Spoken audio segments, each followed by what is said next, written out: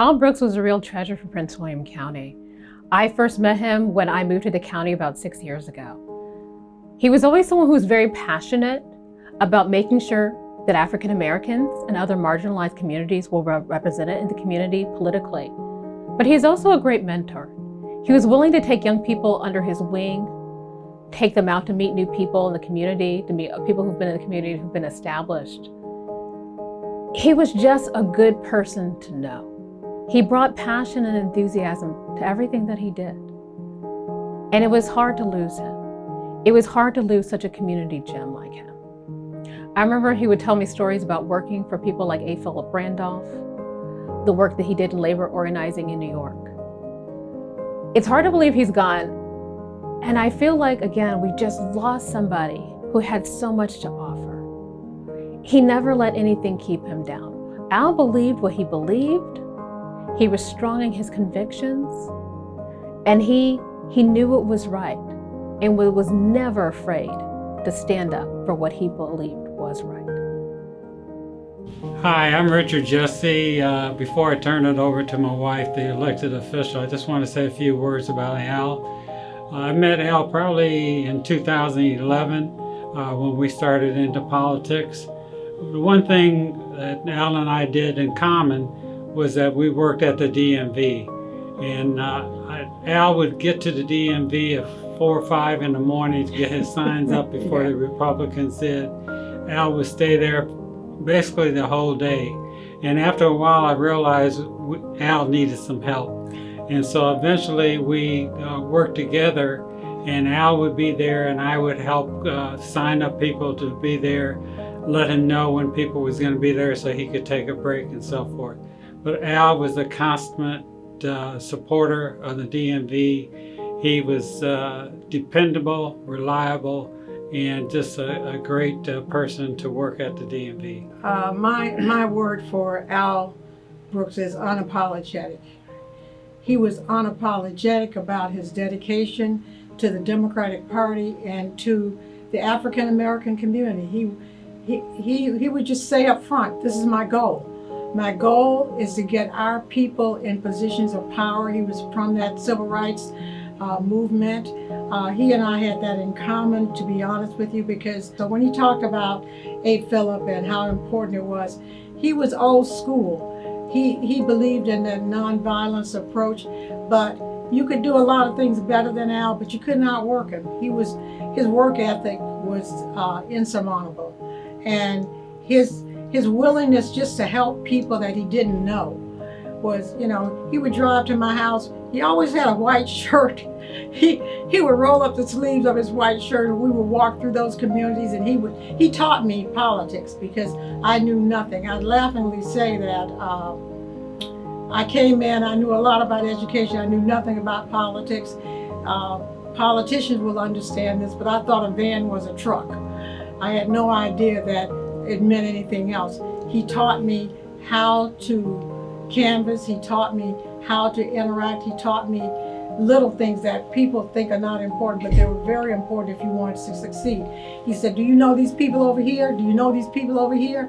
And do they know you?" And I said, "No." Well, a lot of people knew me, but he said, "These are the people in your district." He knew that district. He knew who in that district would help me win that seat. And he made sure that I got to that place.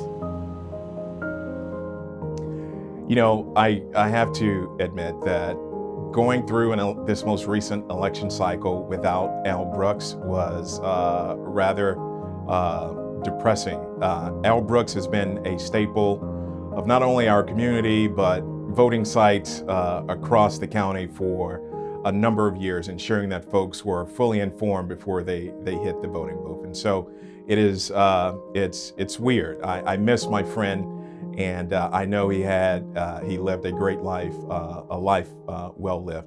I first met Al Brooks a number of years ago. I was considering running for office, and a host of folks indicated, Al Brooks is someone you need to know, you need to sit down with. And so we ultimately sat down for coffee at the Panera Bread off of Prince William Parkway. And to say that that encounter was anything less than interesting would be an understatement. I was a political appointee in the Obama administration over at the Department of Transportation. And lo and behold, Mr. Brooks also had served as an appointee to the Department of Transportation. And so one of the first questions he asked me when we sat down, it was clear he had already done his homework about me. It was like, well, tell me what you know about a man by the name of Bill Coleman. And lo and behold, Bill Coleman was the first African-American to ever serve as United States Department of Transportation, Secretary of Transportation at the Department of Transportation. And lo and behold, Secretary Coleman was a brilliant legal mind. He was also a co-author of the legal brief to the Brown versus Board of Education legal brief filed by the NAACP. He worked alongside Thurgood Marshall. And to now know, looking back in hindsight, that Al Brooks was a disciple of not only A. Philip Randolph, who a lot of people, connect, Mr. Brooks to. He was also a disciple of former Secretary William Coleman, first African-American to serve as the Secretary of Transportation. And why that's important is because Secretary Coleman brought a lot of that civil rights fervor to the Department of Transportation. He then tapped Al Brooks to handle a host of civil rights issues across the country during his tenure as Secretary. So in many respects, I owe my positioning as an appointee with the Department of Transportation to folks like Mr. Brooks. And I made it clear in showing all due deference at the time that I considered him a forerunner to my position and other African Americans like me that had the opportunity to serve at the Department of Transportation. Al was an extraordinary man. It was such an honor and pleasure to be able to know him and to spend time with him. He was a living, breathing, walking historical legend right here in Prince William County. It was an honor to be able to spend time with him, grow and get to know him, and be considered by him one of his second daughters. Al was instrumental for me in my life in teaching me how to campaign, how to talk to constituents, how to advocate for human and civil rights, not only for my own magisterial district, but for all of the constituents in Prince William County for school purposes. It was amazing to see him and be able to be able to spend time with him and have him interact with my children. To see the way that he dressed, carried himself, and mannerisms is exactly what I'd like my young boys to embody as they grow up. Al was just a living legend, and it was really an honor and a pleasure to be able to know and spend time with him. And for that, and the lessons that he shared with me of his life experience, I will be eternally grateful. I'm Sydney A. Neville. I serve on the Dumfries Town Council, and I'm chair of the Northern Virginia Regional Commission. To know Mr. Al Brooks is to know how incredible of a storyteller he was. His stories were absolutely phenomenal and would captivate any listener. Hearing his stories from working with A. Philip Randolph in Harlem with the Pullman Porters. If you know anything about A. Philip Randolph, you know the significance of his work, fighting and organizing for laborers, planning the March on Washington. He was a champion for his people and for the people and was of the people. And Mr. Brooks was a champion too. His legacy lives on, and everyone, every elected official in Prince William County owes him a magnitude of gratitude. I'm blessed to have known Mr. Brooks, and I hope that myself and others continue to make him proud and live his legacy out loud. My name is Margie Oden. I am so honored and privileged to speak about my friend Al Brooks, also known as Al to our community. I met Al about 12 years ago during election time, and we came together and we talked, and we found out we were kind of similar. We had the same backgrounds. Al worked in investigation, I worked in investigation, and then our friend Mike Bizik worked in investigations. So together, Al and I and Mike, we formed a team and we started supporting different candidates. Al always worked the DMV every day. Al was a permanent fixture at the DMV, while Mike worked the neighborhoods, the communities, the houses, and I worked the businesses. And together we formed a team, putting out flyers, talking to people, and getting our candidates elected. We were so successful, but I knew from being around Al that Al had a vision. Al was so good to work with. I just can't say enough about him. Al knew how to do things, and things that we never knew, he already knew it. Al was good in everything he did because of his vision. He talked to us many times about his past, about him being a temptation, one of the original Temptations, and he showed us the pictures. And he also talked about his work with A. Philip Randolph. A. Philip Randolph. Al was so proud. He was a proud person. He even dressed the part. Every day you saw him in a suit and tie, every day. Al was my friend, my partner, and my mentor. I will always remember the things that he has taught me and others. He will be sorely missed, and we must try to carry on with the things that he left us with. I miss you, Al. Al Brooks, Margie Oden, and I worked very closely together to turn Prince William County blue. We were the two people who were in the trenches on a regular basis with Al. Al didn't particularly care for the bench warmers who showed up at the victory parties and everything else. He preferred to work with people who actually fought the good fight, and he taught us how to fight the good fight. Al Brooks had an incredible commitment to honor and integrity, and he never sacrificed his principles. He was a man of his word, and when he said he was going to do something, he did it. Al Brooks was very proud, and I didn't know his past as the leader of the JCs, but Al Brooks knew that my help in almost 3,000 disabled, elderly, wounded veteran children was very dear to his heart. He always inspired me, always encouraged me that I was fighting the good fight, and this is something to be proud of. No matter how many people objected to what we were doing and fighting the good fight, I was doing the right thing. And I was shocked to find out that Al had done this back in the 70s. This has been his whole life. He was such an inspiring, just a good guy, and he was a great friend. And like I said, I miss him dearly.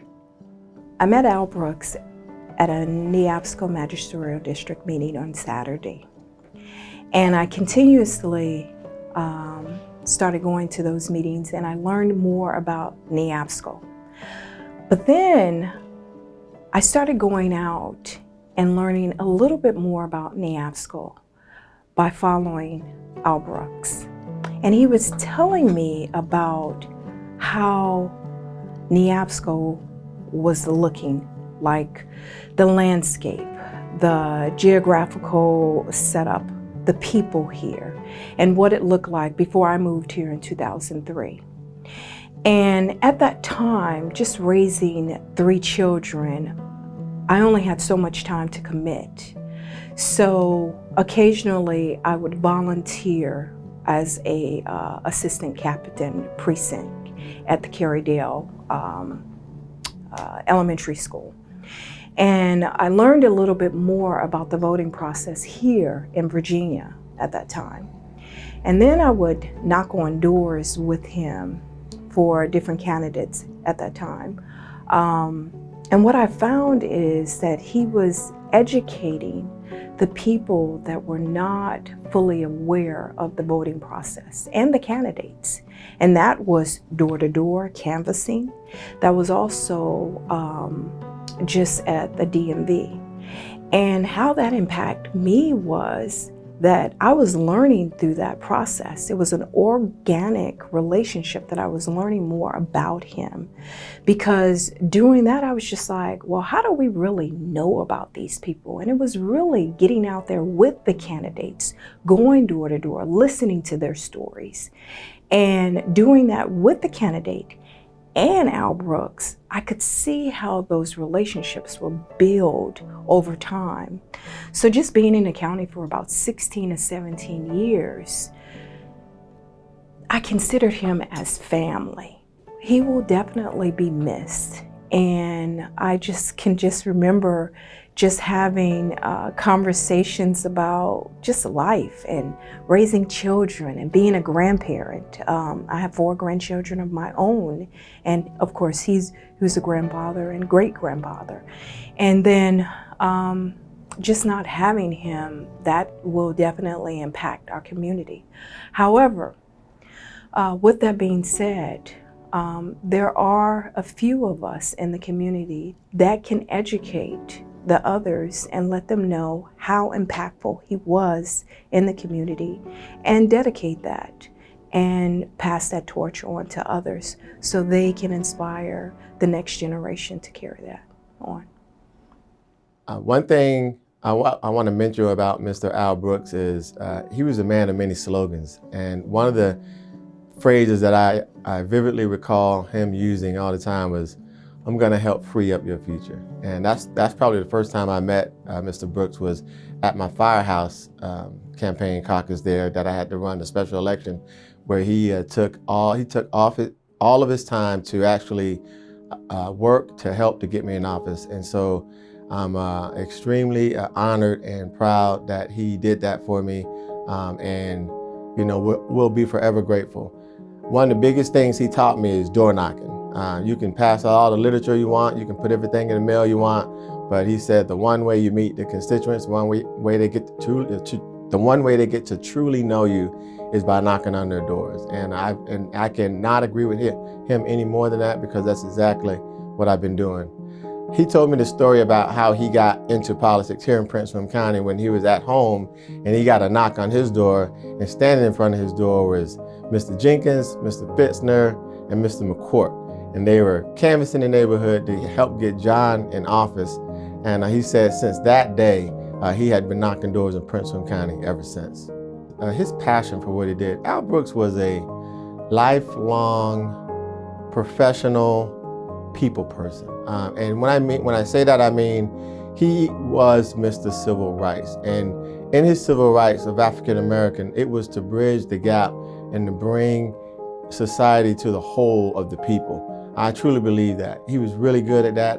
He meant every word of what he said, and he meant everything of what he did.